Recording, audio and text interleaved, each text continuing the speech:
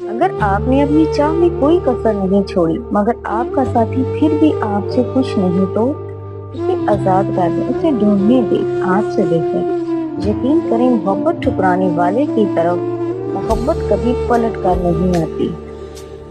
अगर तुम 70 साल तक खाना काबा का तवाफ करके उसकी नेकियां माँ बाप को हदिया करते हैं, तब भी तुम आंसू के उस खतरे का बोझ हल्का नहीं कर सकते जो तुम्हारी बदसलूकी की वजह से तुम्हारे माँ बाप की आंख से गिरा था।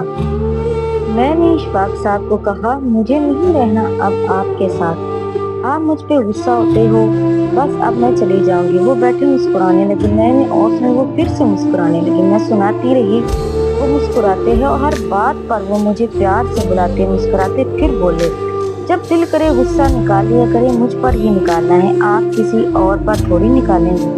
तब मैंने उन मर्दों का सोचने लगी जो छोटी सी बात पर औरत को छोड़ देते हैं और उसकी जिंदगी खराब हो जाती। इन्हें मोहब्बत नहीं होती, वरना मर्द मोहब्बत कर ले वो सब सुनकर अपनी जात की तजलील करा कर भी मोहब्बत पर कायम रहता है। ऐसी औरत बहुत खुश नसीब होती है और मैं उन्हीं में से एक हूँ।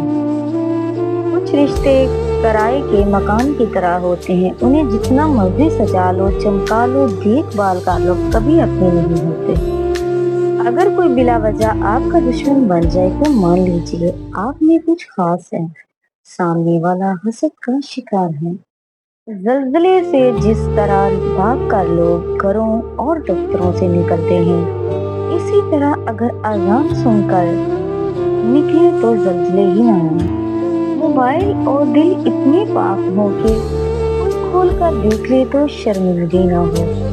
अनमोल कीमत दिल की कीमत नहीं, लेकिन जबान का मीठा बोल दिल को खरीद लेता है। हजरत अली रजी अल्लाह तआला अन्हु ने फरमाया, 6 चीजों की शिकायत कभी न करना, अपनी किस्मत की, औलाद के सामने अपने बड़ों की, अपना जाती मकान होते हुए उसकी तंगी की, भूल कर भी अपने माँ बाप या उस्ताद की, गैर के सामने अपने दोस्त की, रुखसत करने के बाद अपने मेहमान की।